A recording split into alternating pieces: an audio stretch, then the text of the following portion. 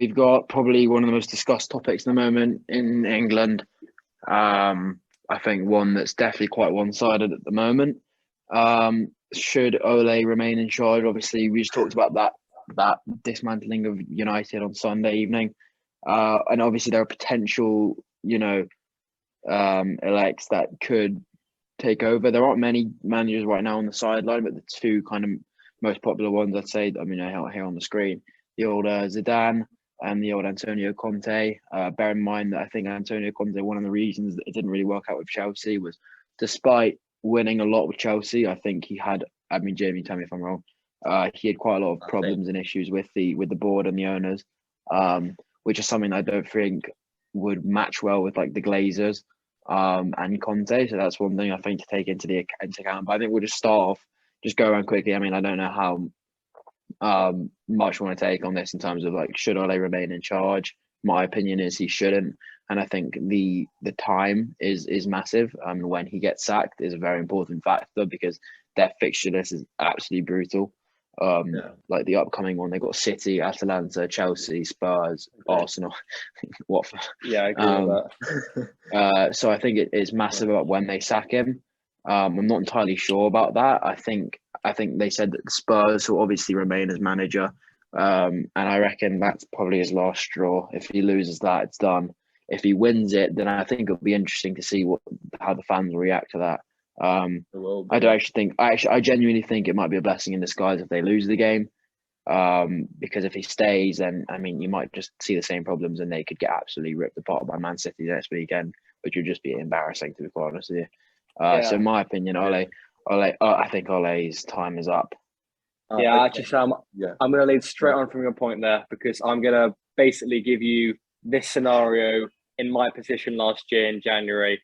I can't tell you that there are so many similarities. So we have two club legends, Ole and Frank. We have managers that both got top four unexpectedly. That obviously are fresh managers. They both got top four. However, currently have got bad form.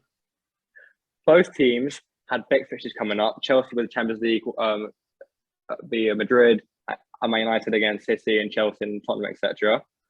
They both haven't proven yet that they can win trophies. That's Frank in the FA Cup and Super Cup, and Ole in Europa League twice, and the Carabao Cup and the FA Cup basically every time. So that's kind of big things.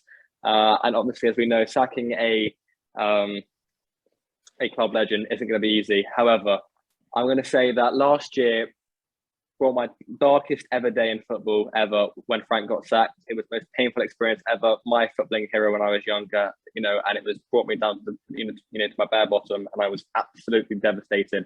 However, as Sam mentioned, the timing of that sacking was almost perfect because even though we won our last game before we got sacked in the FA Cup, it basically meant that Tuchel, who came in, had 3 weeks to get ready for our Champions League games, had enough time to build around the team and bring back Alonso and bring back Rudiger back into form, except like Kovacic, all these players and Jorginho who were playing really badly, and bring them back into form before the big games.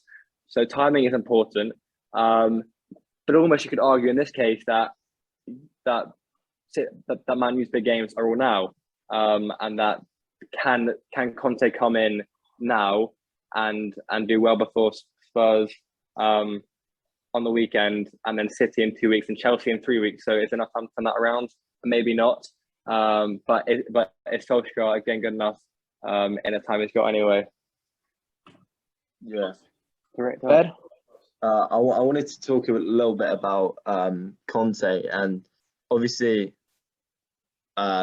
we've seen how much of a world class manager he is. He's won it all pretty much where he's gone. We've seen he was part of the dominance era, a massive part of the dominance era for Juventus, and he came into Chelsea. I'm sure Jamie could talk a little bit about his time at Chelsea, but the way he came in when Chelsea were in, they had finished 10th. Yeah, they'd had that season before. Yeah, they had that horrible season before, and Conte came in, and in the season after, he went and won the league. Now, what this tells me is that also at the time, Chelsea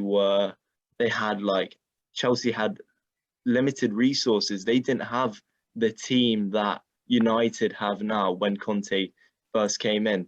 And what Conte did with that team was remarkable. And Conte has players like Ronaldo, Varane, Sancho, Rashford, all these special players, Pogba as well, that he can work with now.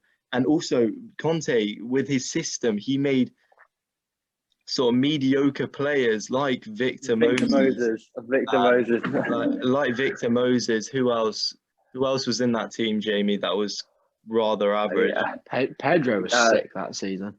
Pedro, that was a prime for Chelsea, 17. But I agree with that. But actually, fair thing is, I agree with. So wait. I agree with that. Can I finish? Yeah, I know. Yeah, I know you can. But however, I believe that, as you said, with individuals, Man United have got the best squad in the world. I don't believe you can have Ronaldo, Bruno, Pogba. I mean, Varane, wait, Sancho, and not have the best team in the world. But the thing is that Conte, he has shown in his previous managerial experiences, that he can bring the best out of those players. Like, for example, with Pogba, we've struggled to see a manager at United, or even towards a little bit with Allegri, but since his time with Conte, we haven't seen the best of the best of Paul Pogba since his time with Conte. And I think Conte coming back, he could make Pogba work in that United team. I don't even think he needs much funding, because obviously, as you said, Jamie, United have got a fantastic squad. So I think coming in would be cool for them. And that's the solution. One thing I kind of just wanted to add to that, because I think Fred, you're spot on with that. I don't think he needs any additions. I think all he needs is he needs to motivate the players. And I think one thing that's a problem at United right now is, I think we can see that some players actually feel like they're above the club, which is a really bad situation where you want to be in, where you have players who are above the manager, like Ronaldo, Pogba, literally smiling as he walked off after getting a red card. I thought that was quite interesting. And I think that's when the point where you start to lose the dressing room, and you can see at Liverpool with Jurgen Klopp, and you could see it there's no player above Jurgen Klopp. I don't care how good Salah is. He's not as he's on the hierarchy at Liverpool. He's not. It doesn't receive the same amount of respect as Jurgen Klopp does. That's so. Because Jurgen Klopp demands the best out of his players. You could see the last 10 minutes of the game. Ronaldo, just walking. Ole's not going to tell him because it's Ronaldo. Jurgen Klopp would. I mean, absolutely. He give him a beat down. He'd take him off even probably. Yeah. So I think that's one thing they really need, United and their players, is just motivation, and just a bit of a humbling, because I think that some of the players really do think they're kind of just too big for their boots, and they found themselves now in 7th, which is a terrible place to be, especially for some of those players. So I think overall, it's now just the fact of not actual just skill and ability, because that's what United have, obviously. It's just about actual just motivation to win, rather than having any players that are above the manager, even maybe above the board. They've got Ronaldo in their team. Yeah, I think going back to Conte, I think that's what he can do, though. He can motivate all these players. He's definitely gonna be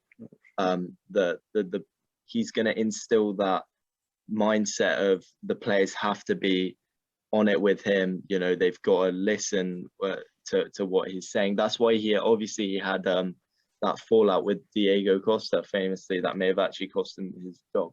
But he can sort of, I'm very confident that he can come in that United dressing room and sort it out.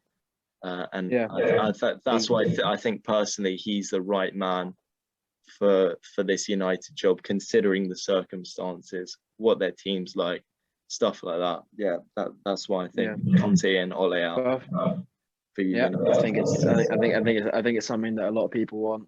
We could probably talk about Zidane another time because we basically focus on Conte, but we decided to kind of keep our episodes a bit shorter now, just to because I mean we know by like looking at like the like the statistics of our videos that people watch like the first 5 minutes and then just basically just go somewhere else. So we've kept it shorter. Hopefully you like this new method that we're going off. Again, as Fed said, apologies. I know Fed and I had a video over the summer where we literally said that we'd continue more regularly, but we just clearly haven't. So we've let the fans down. You let the team down. Absolute bold jobs over here, a lot of them. So we apologise for that. And we will see you in the next one. Obviously now we will have more shorter episodes we can give you, and also possibly some match day vlogs. Jamie's into it. A couple of us are getting more into it. He loves the match day vlogs.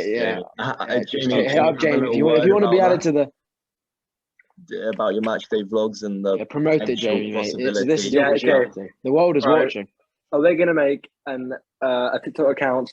Are they basically going to make a 1.5-minute match day vlog for every single game that me and Sam and Fed go to, where it will do 10 seconds pre-match, halftime review, occasional review, and player ratings, and we'll basically show stadiums, show our trip up to different stadiums, etc., and different journeys, atmosphere, etc., and we'll show it in a very condensed 1.5-minute video on TikTok and on Instagram Reels. Perfect. So if you're interested in that, please leave a comment in the description, and we'll see you when you're older. Cheers, lads. Enjoy it, mate. Leave a comment in the description. God. Yeah, definitely don't leave a comment in the description. That means you've hacked our account, mate. All right. On that note, we'll be signing off. See you, boys, in a bit. All right, see you, lads.